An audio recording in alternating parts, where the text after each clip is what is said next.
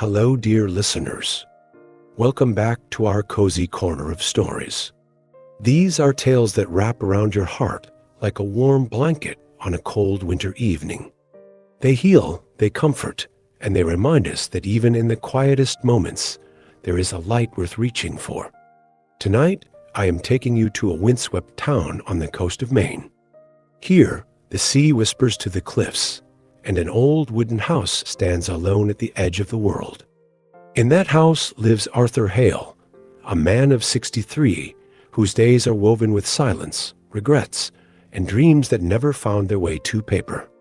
This is the Moonlit Station, a journey through nights bathed in silver light, where a forgotten train station appears, carrying voices from the past, offering chances to mend old wounds and find hope again. So settle into your favorite chair, hold something warm in your hands, and let us step into the mist together. Arthur is 63 years old, a retired train ticket inspector, living alone in a small wooden house in Cutler, Maine. Once a young man with dreams of becoming a novelist, he set aside his ambitions to support his family, a choice that left him with a quiet ache of unfulfillment. Estranged from his younger sister Lily, after a bitter argument decades ago, and haunted by unspoken love for his late friend Helen, Arthur spends his days in a gentle routine, wrestling with the ghosts of what might have been. The wind roared through Cutler, Maine, like a restless traveler, shaking the loose shingles on Arthur Hale's house and sending a chill through anyone brave enough to face the night. It was October, and the air carried the sharp tang of salt from the Atlantic Ocean, mixed with the rich scent of leaves that blanketed the narrow streets. Cutler was not a town that demanded attention. It was a place of soft murmurs, of weathered docks where fishing boats rocked gently, of people who knew each other's lives without ever needing to ask. For Arthur, though, it was a place to hide. Not from the world, but from the man he used to be. His house perched at the edge of town, a small gray building with paint flaking like old memories and windows that rattled in the wind. It was not much to look at, but it belonged to him, passed down from his mother after she died 10 years ago. Inside, the rooms felt like a museum of a life half lived. A bookshelf sagged under the weight of novels he meant to write. A faded photograph of his parents sat on the mantel, their smiles frozen in time. A single armchair stood by the window, where Arthur spent most evenings watching the world fade into twilight. At 63, Arthur moved through life like a whisper, unnoticed by others and barely noticing himself. His days followed a simple pattern: coffee at sunrise, a walk to the post office, a sandwich at noon, and hours lost to the soft hum of an old radio playing jazz he hardly listened to. He had not always been this way. There was a time when Arthur Hale carried a spark in his chest.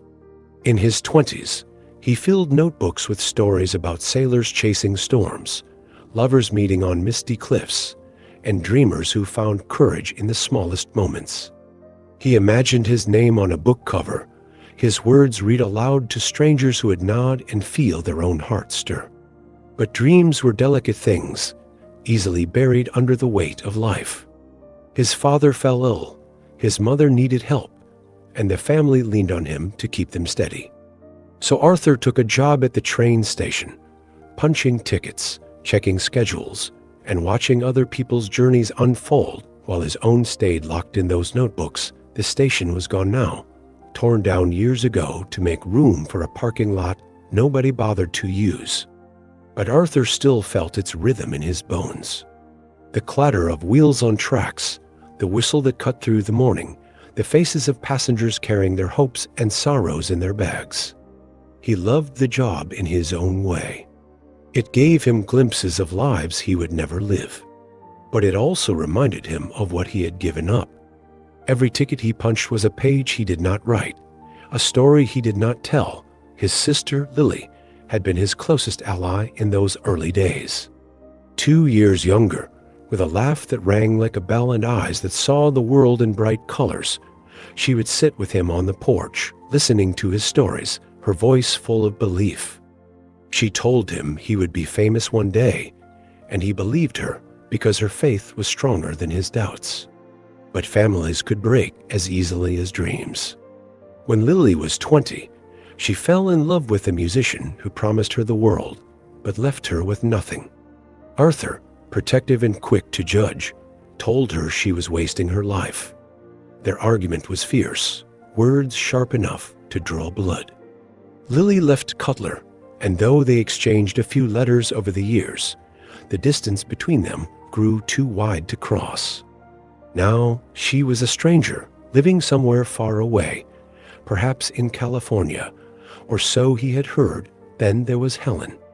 Her name still tightened his throat, even after all these years. Helen was his best friend in high school, a girl with a warm smile and a gift for finding beauty in small things. A chipped teacup, a seagull's cry, a sunset painting the sky in gold. They spent hours together, walking the cliffs, talking about life and dreams and the future. Arthur loved her, not with the wild rush of youth, but with a steady warmth that grew deeper every day. But he never told her. Fear held him back. Fear of losing her friendship, fear of being turned away, fear of being truly seen. When Helen fell ill in her 40s, Arthur visited her in the hospital, sat by her bed, and still said nothing. She passed away with his silence as her only farewell.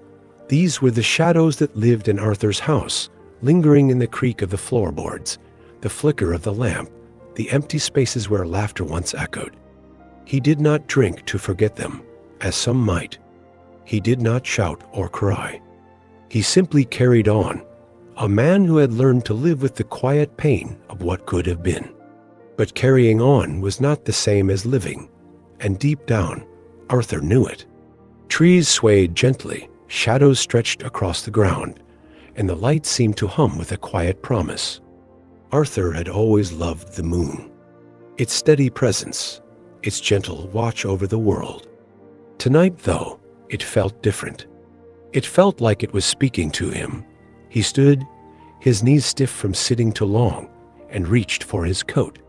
It was an old wool coat, heavy with the scent of time and memory.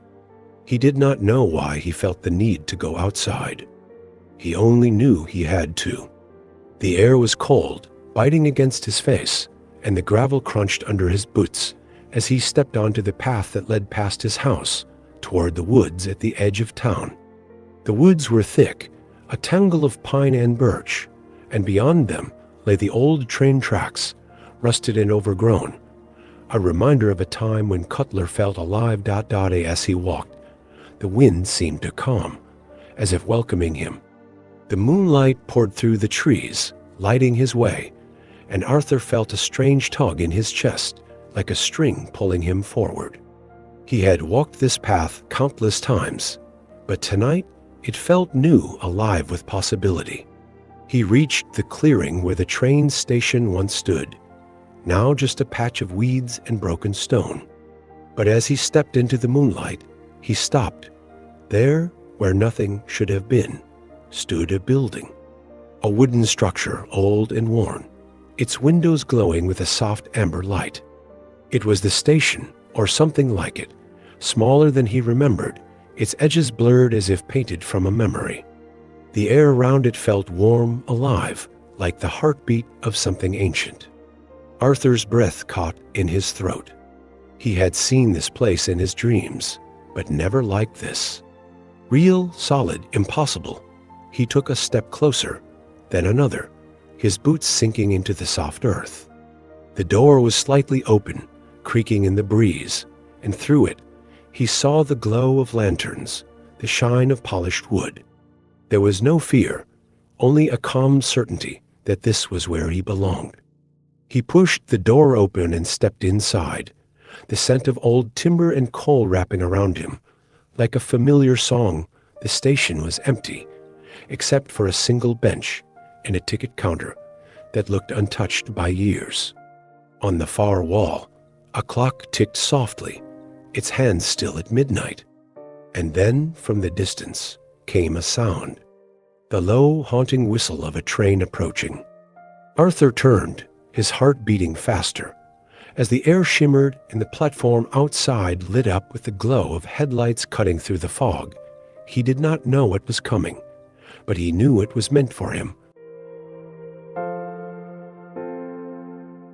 Arthur Hale stood inside the train station, his breath visible in the cool night air, his heart beating with a rhythm he could not name.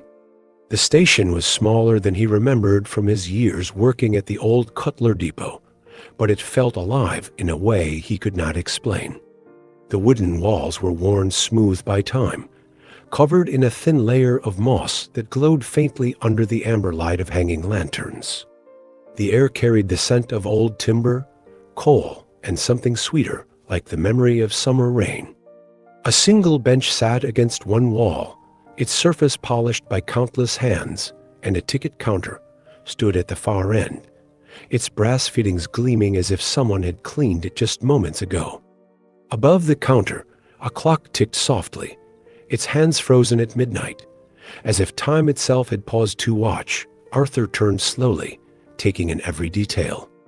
The station felt familiar, like a place he had visited in dreams, but it was also strange, its edges soft and blurred, as if painted from a fading memory. He ran his fingers along the edge of the bench, feeling the grain of the wood, solid and real under his touch. This was no trick of the moonlight. The station was here, and he was meant to be here too, outside. The platform stretched into the fog, its wooden planks creaking under an unseen weight. The whistle he had heard moments ago grew louder, a low mournful sound that stirred something deep in his chest. He stepped toward the open door, his boots echoing on the floor, and peered into the night. The fog parted slightly, revealing the glint of steel tracks stretching into the distance, and then he saw it. A train, old and elegant, its black iron body gleaming under the moonlight, its headlights cutting through the mist like twin stars. It slowed as it approached, the wheels screeching softly against the rails, and came to a stop with a gentle shudder. Arthur's heart raced. He did not know what to expect, but he felt no fear, only a quiet pull, like a hand guiding him forward. The train's door slid open with a hiss, revealing a single passenger car bathed in a warm golden light. A figure stood in the doorway, silhouetted against the glow, and as they stepped onto the platform, Arthur's breath caught in his throat. It was Lily, his sister. She looked exactly as she had the last time he saw her, 30 years ago, when she was 20 and full of fire. Her dark hair fell in loose waves over her shoulders, and she wore the green jacket he remembered, the one she had patched herself with scraps of blue cloth. Her eyes, bright and sharp, met his, and for a moment, Arthur could not move. She was here, impossibly here, standing in front of him, unchanged by the years that had carved lines into his own face. Lily smiled, a small hesitant smile, and took a step closer. Arthur felt a rush of emotions, joy and pain tangled together. He wanted to speak, to ask how this was possible, but his voice failed him. Lily tilted her head, studying him, and then she spoke, her voice soft but clear, the same voice that used to tease him on summer evenings. She said she had been waiting for him, that the station brought her here for a reason. Arthur's knees felt weak. He leaned against the bench, trying to make sense of her words. She gestured toward the train, inviting him to sit with her in the passenger car. Arthur followed, his steps unsteady, as if he were walking through a dream. The inside of the car was warm, with plush red seats and polished wooden panels. A small table sat between them, holding a single lantern that cast flickering shadows on the walls. Lily sat across from him, her hands folded in her lap, and began to speak. She took him back to a memory, one he had buried deep. It was a summer afternoon on the beach near Cutler, when they were teenagers. The sun was high, the waves crashed gently, and they had spent hours building a sandcastle, laughing as the tide tried to claim it. Lily had been 16, her hair tied back with a scarf, her laughter bright enough to chase away the clouds. That day, she told Arthur she wanted to be a singer, to travel the world and share her voice with strangers. Arthur had listened, nodding, but even then, he could feel their parents' disapproval looming. They wanted Lily to stay in Cutler, to find a steady job, to live a safe life. Arthur remembered that moment now, the way Lily's eyes had sparkled with dreams, the way he had promised to support her. But he also remembered what came later. When Lily was 20, she fell in love with a musician, a man with a guitar and a smile that promised everything. Arthur saw trouble in him, saw the way he pulled Lily away from her family. He told her she was making a mistake, that she was throwing her life away. Their argument was fierce, words sharp enough to break something fragile between them. Lily left Cutler the next day, and Arthur never saw her again. In the train car, Lily's voice was gentle, but there was a weight to her words. She said she did not blame him for what happened. She had made her own choices, followed her own path, but she wished he had listened, wished he had seen her dreams instead of her mistakes. Arthur felt a lump in his throat. He tried to speak, to say he was sorry, but the words caught. Tangled in years of guilt, Lily reached across the table and touched his hand. Her fingers were warm, real, and Arthur felt tears sting his eyes. She said she had forgiven him long ago, but he needed to forgive himself. The station, she said, was a place for second chances, a place to let go of old hurts. Arthur shook his head, unsure if he could. The pain of losing her, of driving her away, had shaped him for so long. She stood then and led him back to the platform. The fog was thicker now, swirling around them, but the moonlight still shone bright. Lily reached into her pocket and pulled out a small object, a handkerchief, white with blue stitching, the one Arthur had given her when they were children. She pressed it into his hand, her touch lingering for a moment, and said she would always be with him. In the memories they shared, the train's whistle sounded again, sharp and clear, and Lily stepped back into the car. Arthur wanted to follow, to hold her longer, but his feet would not move. The door slid shut, and the train began to move, its wheels clacking against the tracks. He watched as it disappeared into the fog, the golden light fading until only the moonlight remained. Arthur stood alone on the platform, the handkerchief clutched in his hand. His chest ached, but it was not the heavy ache of guilt. It was something lighter, something that felt like release. He looked down at the handkerchief, tracing the blue stitches with his thumb, and felt a memory stir. Lily laughing as she sewed it, teasing him for picking such a plain gift. He smiled, the first real smile in years. He turned back to the station, but it was already changing. The lanterns dimmed, the walls seemed to shimmer, and the air grew colder. He stepped outside, and when he looked back, the station was gone, swallowed by the fog. The clearing was empty again, just weeds and broken stone, but Arthur felt different. He felt awake. He walked home slowly, the handkerchief in his pocket, the moonlight guiding his steps. The wind was softer now, almost gentle, and the sea whispered in the distance. Arthur did not know what the station was, or why it had brought Lily to him, but he knew it was not finished with him. There was more to come, more to face, more to heal. When he reached his house, he did not go to his armchair. Instead, he pulled an old notebook from the shelf, its pages yellowed with age. He opened it, his hands trembling, and began to write. Not a story, not yet, but a single line. For Lily, he wrote, and for the dreams we shared. He set the pen down and looked out the window. The moon was still there, watching over Cutler, watching over him. Arthur closed his eyes, the handkerchief warm in his hand, and for the first time in years, he felt a spark of hope. Arthur Hale woke to the soft light of dawn creeping through his bedroom window.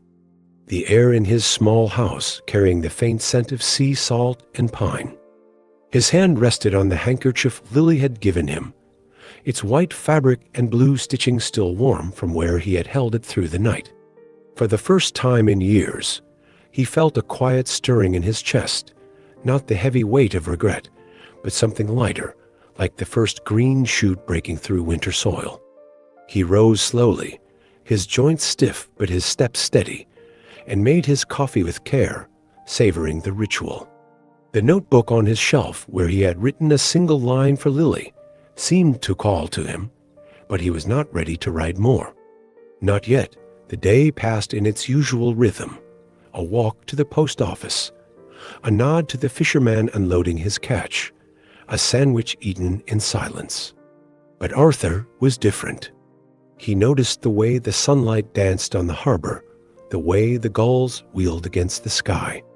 He felt the handkerchief in his pocket, a small anchor to the impossible night at the station, and he wondered if it would come again.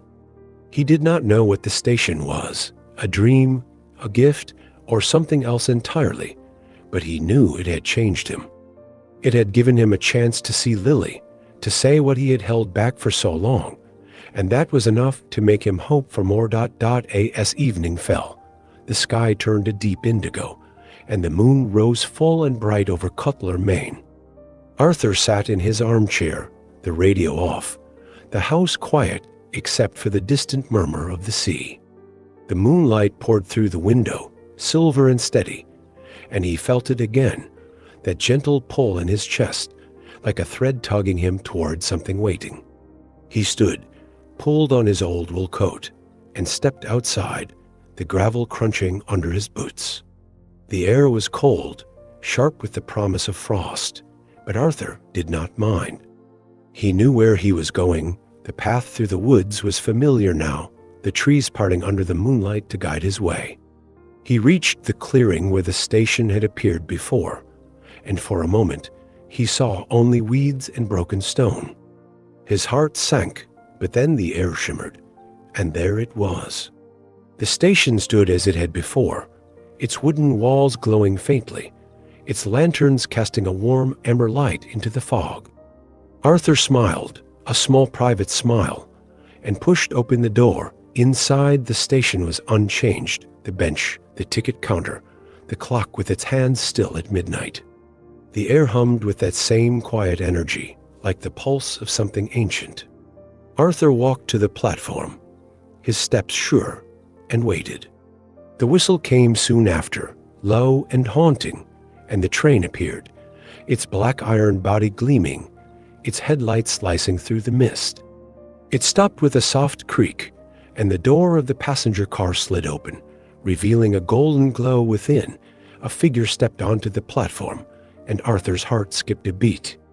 It was Helen, his best friend from high school, the girl he had loved in silence. She looked as she had in her 20s, her brown hair tied back with a scarf, her crooked smile as warm as he remembered. Her eyes, green and bright, found his, and Arthur felt time slip away, the years melting until he was a boy again, walking the cliffs with her, laughing under the stars. Helen took a step closer, and Arthur felt a flood of memories. They had been inseparable back then, spending hours exploring the coast, sharing secrets, dreaming of the future. Helen had a way of seeing beauty in everything, a cracked shell, a twisted tree, a storm cloud heavy with rain. Arthur had loved her for that, for the way she made the world feel bigger, brighter. But he had never told her how he felt, afraid of breaking what they had, afraid of losing her. When she got sick years later, he sat by her hospital bed, holding her hand, but the words stayed locked inside him. She died without ever knowing. Helen gestured toward the train, and Arthur followed her into the passenger car. The inside was warm, with soft red seats and a small table holding a single lantern. They sat across from each other, and Helen began to speak, her voice gentle, like a song he had forgotten. She said she had always known how he felt, even without words. She had loved him too, not in the same way, but deeply as a friend, a confidant, a piece of her heart. Arthur's throat tightened. He wanted to look away, but her eyes held him. Kind and steady, she took him back to a memory, a night at the Cutler fair when they were 18. The air had been thick with the smell of popcorn and cotton candy. The lights of the Ferris were spinning against the sky. They had walked together, sharing a bag of roasted peanuts, laughing as they tried to win a stuffed bear at a game booth. Helen had stopped by the edge of the fairground, looking out at the ocean, and said she wanted to travel the world, to see every sunset, to live a life full of color. Arthur had promised to go with her, but even then, he felt the weight of his own fears, the pull of a life he thought he had to live. That night, he had almost told her he loved her. They stood close, the music of the fair fading behind them, the stars bright above. But he stopped himself, the words caught in his throat, and the moment passed. Helen never knew, and Arthur carried that silence like a stone ... in the train car. Helen reached across the table and took his hand. Her touch was warm, real, and Arthur felt tears well in his eyes. She said she did not need his words to know his heart. She had felt his love in the hours they spent together, in the way he listened, in the way he made her laugh. But she wished he had spoken, not for her, but for himself. Keeping his feelings hidden had hurt him more than he knew. Arthur shook his head, his voice trembling as he spoke. He said he was sorry, sorry for staying silent, sorry for letting fear win. Helen smiled, her crooked smile, and said there was no need for apologies. The station had brought them together, so he could say what he needed to say, so he could let go of the weight he carried. She told him to live now, to be honest with his heart, to let love guide him. She stood, and Arthur followed her back to the platform. The fog was thick, curling around them like a soft blanket, but the moonlight shone through, bright and clear. Helen reached into her pocket and pulled out a small object, a train ticket, old and worn, with her handwriting on it. She pressed it into his hand, her fingers lingering for a moment, and said she would always be part of him. In the memories they shared, the train's whistle sounded, sharp and clear, and Helen stepped back into the car. Arthur wanted to hold her, to keep her there, but his feet stayed rooted to the platform. The door closed, and the train began to move, its wheels clacking softly against the tracks. He watched as it vanished into the fog, the golden light fading until only the moonlight remained. Arthur stood alone, the ticket in his hand, its edges soft from years of wear. He looked at it, tracing Helen's handwriting with his thumb. It read, "Live true." 2 simple words, but they carried her voice, her warmth, her belief in him. He slipped the ticket into his pocket, next to Lily's handkerchief, and felt a new lightness in his chest. The pain of his silence was still there, but it was softer now, tempered by the truth. He had finally spoken. He turned back to the station, but it was already fading, the lanterns dimming, the walls shimmering like a mirage. He stepped outside, and when he looked back, the clearing was empty again, just weeds and stone. But Arthur was not the same. He felt fuller, as if a piece of his heart had been returned. The walk home was slow, the moonlight guiding his steps, the sea whispering in the distance. When he reached his house, he did not go to his armchair. Instead, he opened his notebook and began to write, not a story, but a letter. For Helen, he wrote, and for the love I carried. He wrote until the words blurred, until his hand ached, until he felt the truth settle into his bones. He set the pen down and looked out the window. The moon was still there, watching over Cutler, watching over him. Arthur closed his eyes, the ticket warm in his pocket, and felt a quiet peace. The station would come again, he knew, and he was ready for whatever it brought next. Arthur Hale sat at his kitchen table, the morning light filtering through the window of his small house in Cutler, Maine. The notebook lay open before him, its pages filled with the letter he had written to Helen, words that had poured out in the quiet hours after his last visit to the station. In his pocket, he carried Lily's handkerchief and Helen's train ticket, small tokens of the nights that had changed him.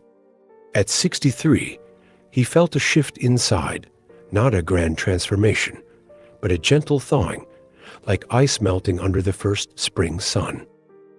He sipped his coffee, the mug warm in his hands, and looked out at the harbor, where fishing boats bobbed in the soft waves. The world felt brighter, not because it had changed, but because he had. His days carried a new rhythm now. He still walked to the post office, still ate his sandwich at noon, but he did so with the quiet awareness, noticing the small things, the way the leaves rustled in the wind, the way the sea sparkled under the sun.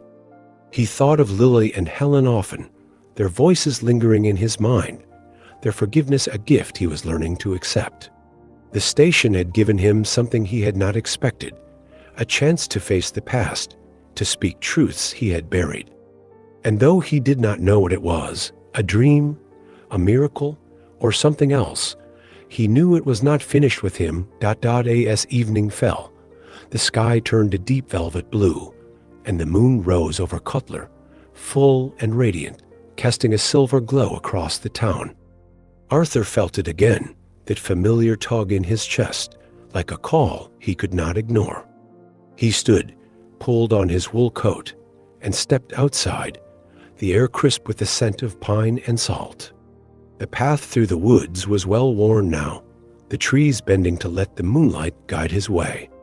He reached the clearing, and there it was, the station, its wooden walls glowing faintly, its lanterns spilling amber light into the fog. Arthur's heart lifted. He pushed open the door and stepped inside. The station was as it had been, the bench, the ticket counter, the clock with its hands still at midnight. The air hummed with a quiet energy, warm and alive. Arthur walked to the platform, his boots steady on the wooden floor, and waited. The whistle came soon after, low and mournful, and the train appeared, its black iron body gleaming, its headlights piercing the mist. It stopped with a soft creak, and the door of the passenger car slid open, revealing a golden glow within. A figure stepped onto the platform, and Arthur froze. It was him, or rather, a younger version of himself, 25 years old, with dark hair and eyes full of fire. He wore the old corduroy jacket Arthur had loved back then, and carried a notebook under his arm, the one he used to fill with stories. The young Arthur looked at him, a mix of curiosity and recognition in his gaze, and smiled, a smile that carried both hope and uncertainty. Arthur felt his throat tighten. Seeing himself like this, so full of dreams, so untouched by the years, was like looking into a mirror that showed what might have been. The young Arthur gestured toward the train, and Arthur followed him into the passenger car. The inside was warm, with soft red seats, and a small table holding a single lantern. They sat across from each other, and the young Arthur began to speak, his voice clear and earnest, the voice Arthur remembered from late nights spent writing by candlelight. He said he had been waiting for this moment, that the station had brought them together for a reason. Arthur nodded, unsure what to say, his mind racing with memories of who he had been. The young Arthur opened his notebook and began to read, his words painting a story about a sailor who found courage on a stormy sea. Arthur listened, his heart aching. He remembered writing that story, remembered the thrill of putting words to paper, the belief that he could create something lasting. But he also remembered what came after, the moment he chose to set the notebook aside. His father was sick, his mother needed help, and the family leaned on him to keep them afloat. He took the job at the train station, telling himself it was temporary, that he would write again someday. But someday never came. The young Arthur closed the notebook and looked at him, his eyes steady. He said he did not blame Arthur for the choices he made. Life was heavy, and he had carried it as best he could. But he wished Arthur had kept writing, not for fame, but for himself, for the joy of telling stories. Arthur felt tears prick his eyes. He tried to speak, to explain why he had stopped, but the words felt hollow. The young Arthur reached across the table and touched his hand, his touch warm and real. He said it was not too late, that the stories were still inside him. Waiting to be told, they stood, and the young Arthur led him to a small desk in the corner of the car, where a fresh notebook and a pen waited. He said they should write together, just one page, to remember what it felt like. Arthur hesitated, his fingers trembling, but he sat down, the pen heavy in his hand. The young Arthur sat beside him, his presence steady, and together they began to write. The words came slowly at first, then faster. A story about a man who found a station in the moonlight, a place where dreams could live again. Arthur's hand moved with a freedom he had forgotten, each sentence a step back to the person he had been. When they finished, the young Arthur smiled, his eyes bright with pride. He tore the page from the notebook and pressed it into Arthur's hand, saying it was a beginning, a promise to keep going. Arthur clutched the page, his chest full, the weight of his lost dreams lighter now. The young Arthur said he would always be part of him, the spark that never died, and that Arthur could find him any time he needed. They walked back to the platform, the fog thick around them, the moonlight cutting through like a beacon. The train's whistle sounded, sharp and clear, and the young Arthur stepped back into the car. Arthur wanted to say more, to thank him, but the words stayed in his throat. The door closed, and the train began to move, its wheels clacking softly against the tracks. He watched as it vanished into the fog, the golden light fading until only the moonlight remained. He unfolded it, reading the words they had written, and felt a warmth spread through him. The story was simple, but it was his, a piece of the dream he had buried. He slipped the page into his pocket, next to Lily's handkerchief and Helen's ticket, and felt a new strength in his steps. The pain of his choices was still there, but it was softer now, tempered by the act of writing, by the promise he had made to himself. He turned back to the station, but it was already fading, the lanterns dimming, the walls shimmering like a memory. He stepped outside, and when he looked back, the clearing was empty again, just weeds and stone. But Arthur was not the same. He felt alive, as if a door inside him had opened. The walk home was slow, the moonlight guiding his steps, the sea whispering in the distance. When he reached his house, he did not go to his armchair. Instead, he opened his old notebook, the one he had set aside years ago, and began to write. Not a letter this time, but a story, one that flowed from the page he had written with his younger self. He wrote until the moon sank low, until his hand ached, until he felt the joy of creation return. He set the pen down and looked out the window. The stars were bright above Cutler, watching over him. Arthur closed his eyes, the page warm in his pocket, and felt a quiet certainty. The station would come again, and he was ready to meet it. Arthur Hale woke to the soft glow of sunrise over Cutler, Maine, the light painting his small house in shades of gold and pink. The notebook on his kitchen table lay open, its pages filled with the story he had begun after his last visit to the station, words that flowed from the page he had written with his younger self. In his pocket, he carried Lily's handkerchief, Helen's train ticket, and the folded page from the station, each a reminder of the nights that had changed him. At 63, Arthur felt a quiet strength growing inside, not a loud burst of change, but a steady warmth, like a fire kindled after a long winter. He made his coffee slowly, savoring the scent, and looked out at the harbor, where the sea sparkled under the morning sun. Life felt fuller now, not because the world was different, but because he was. His days had a new purpose. He still walked to the post office, still nodded to the fishermen unloading their nets, but he did so with a lightness in his step. He carried his notebook everywhere, jotting down ideas, fragments of stories, moments that caught his eye, a gull soaring against the clouds, an old boat rocking in the waves. The station had given him back pieces of himself, Lily's forgiveness, Helen's love, his own dreams, and though he did not understand its magic, he trusted it. Each visit had peeled away a layer of regret, leaving him raw but whole, ready to live in a way he had not in years. Arthur wondered if the station had appeared for them too, or if its gift was his alone.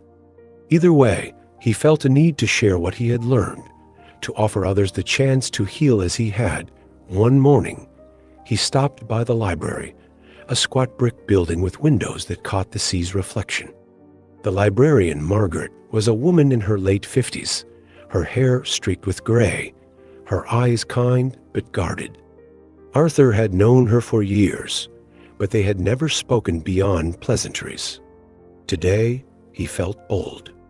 He asked if the library ever hosted events, maybe a group where people could share stories.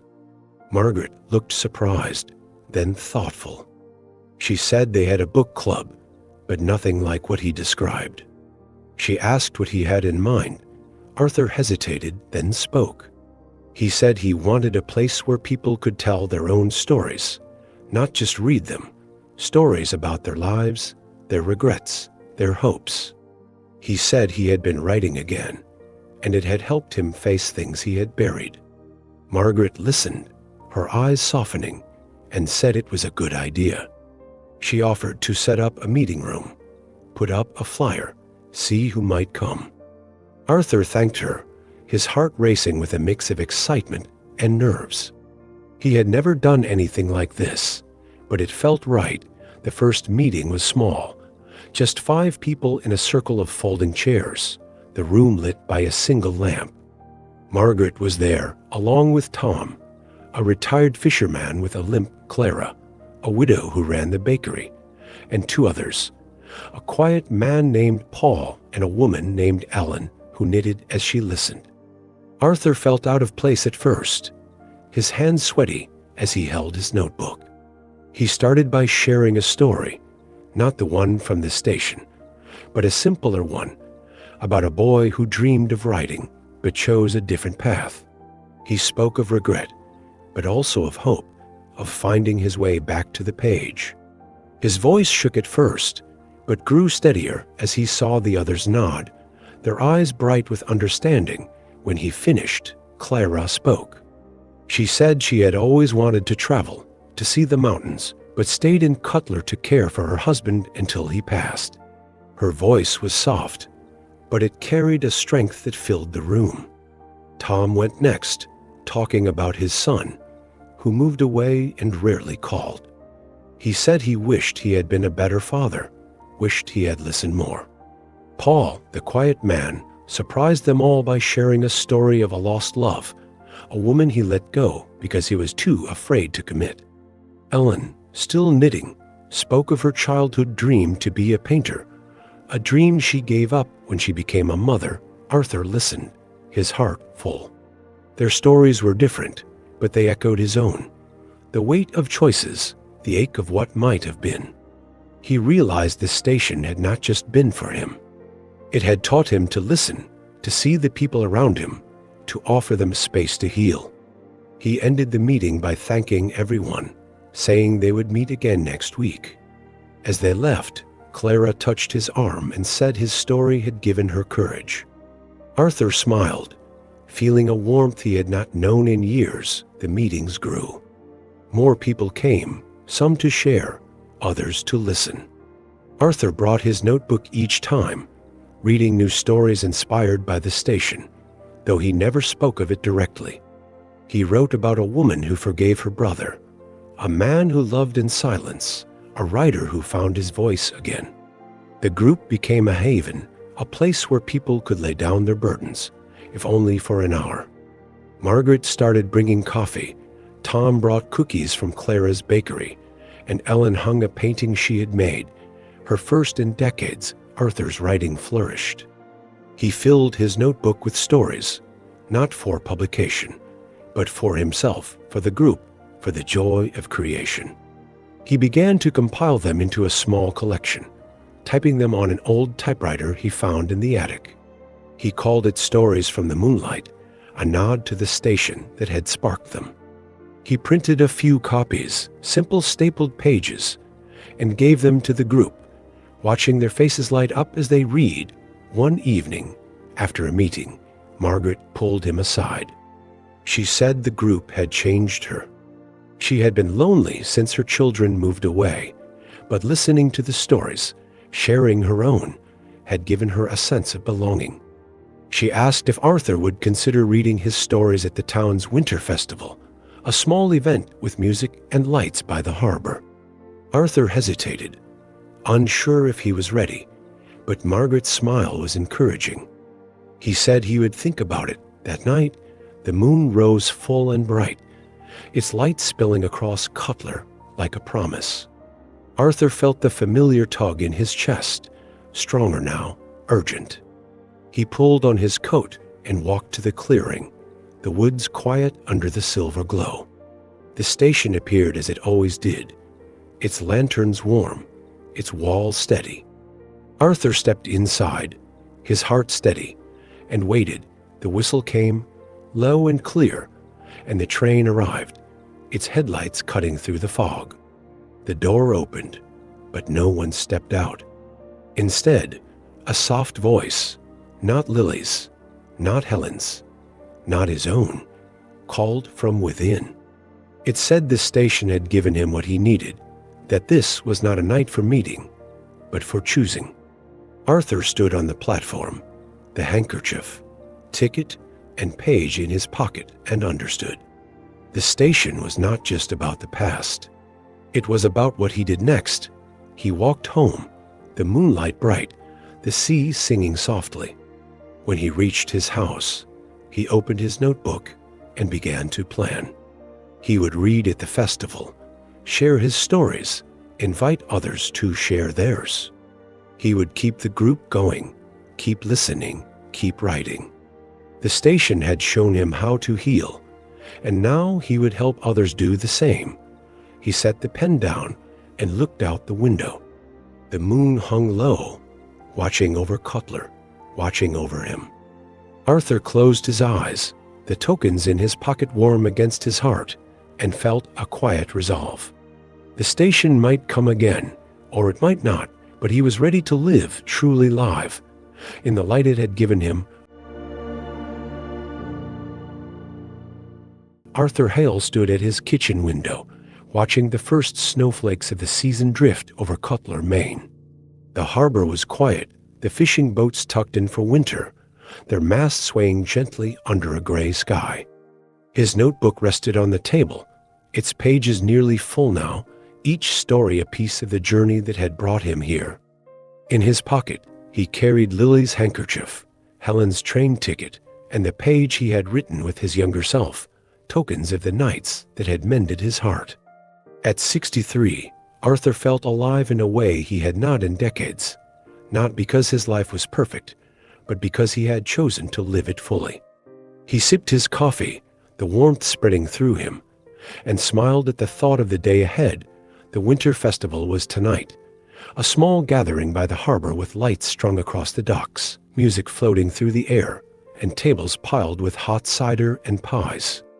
Arthur had agreed to read his stories, a decision that still made his stomach flutter with nerves. He had spent weeks preparing, choosing pieces from his collection, stories from the moonlight, and practicing in front of his bedroom mirror. The group at the library, his circle of storytellers, had encouraged him, their voices a steady anchor. Margaret had offered to introduce him, Clara had promised to bring cookies, and Tom had said he would be there front row. With a grin, Arthur's days were fuller now, not just with writing, but with connection. The storytelling group had grown, filling the library's meeting room each week with new faces and voices. People shared stories of lost loves, forgotten dreams, moments of courage and regret. Arthur listened, his notebook always open, capturing fragments to weave into his own work. He saw how the group changed people, how Clara stood taller when she spoke of her plans to visit the mountains, how Tom's eyes softened when he talked about calling his son. The station had given Arthur a gift, and he was passing it forward, one story at a time. He reached the clearing, and there it was, the station, its wooden walls glowing, its lanterns casting a warm amber light into the night. Arthur stepped inside, the air humming with that familiar energy, warm and alive. The bench, the ticket counter, the clock with its hands at midnight, all were as they had been. He walked to the platform, his heart steady, and waited.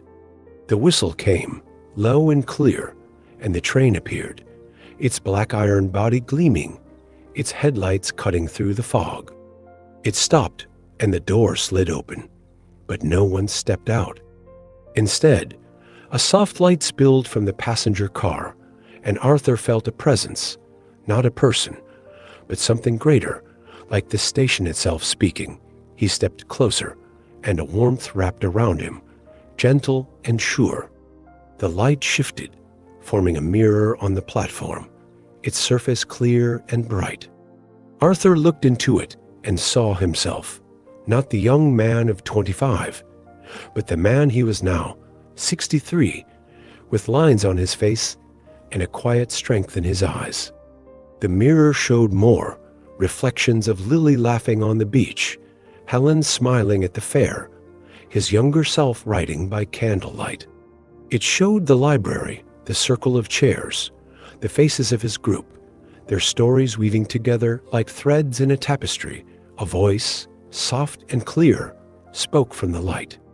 It said the station had done its work, that Arthur had faced his past, spoken his truths, and found his way. It said the station was not a place, but a part of him, a space where he could always return to heal, to dream, to live. Arthur nodded, his throat tight with gratitude. He understood now. The station had been a guide, showing him how to forgive, how to love, how to begin again. He reached into his pocket and pulled out the handkerchief, the ticket, the page. He placed them on the platform, not as a goodbye, but as a thank you, a promise to carry their lessons forward. The mirror shimmered and the reflections changed, showing Cutler under moonlight, the harbor glowing, the festival alive with laughter. Arthur saw himself there, reading his stories, his voice steady, his heart open. He saw the people listening, their faces lit with hope, their own stories stirring within them. The train's whistle sounded, and the light faded, the mirror dissolving into the fog. Arthur stood alone, the platform quiet, the station beginning to shimmer. He stepped outside, and when he looked back, the clearing was empty, just snow and stone. But Arthur felt full, his heart a lantern glowing in the dark. He walked home, the moonlight bright, the sea singing softly, and knew this was not an end, but a beginning. The festival. The harbor was alive with light, strings of bulbs twinkling above the docks, music drifting from a small stage. Arthur stood at the edge of the crowd, his notebook in hand, his group nearby, their smiles giving him courage. Margaret introduced him, her voice warm, and Arthur stepped forward, his nerves settling as he began to read. He shared a story about a man who found a station in the moonlight, a place where the past could heal, where dreams could live again. The crowd listened, their faces soft in the glow, and when he finished, they clapped, not loudly, but with a warmth that filled him. After, people came to him, sharing their own stories, small moments of loss and hope. Clara said she had booked a trip to the mountains. Tom said he had spoken to his son, their first real talk in years. Helen showed him a new painting, vibrant with color. Arthur listened, his heart swelling, and realized the station's gift was not just his. It was in the stories they all shared, the connections they built, the light they passed to one another. He walked home under the moon, the snow crunching under his boots, the notebook heavy with new stories. He knew the station might never return, but it did not need to. Its lessons lived in him, in the group in Cutler. He would keep writing, keep listening, keep living, not for fame, but for the joy of it, for the people who needed his words. Arthur reached his house, the windows glowing with the light of a single lamp. He set his notebook on the table, opened it to a fresh page, and began to write, his hand steady, his heart full. The moon watched through the window, its light a quiet promise, and Arthur smiled, knowing he was home. So dear listeners, that is the Moonlit Station, 5 nights in a glowing station, where trains hum, memories sing, handkerchiefs hold forgiveness, tickets carry love, and a man finds his voice. Lily, Helen, and a young dreamer lifted Arthur. He lifts Margaret, Clara, Tom, and a town, a light passing heart to heart. What is your station? Your notebook? Your story? Thank you for joining me. Until next time, take care and listen closely, even when the light is faint, even when it feels far.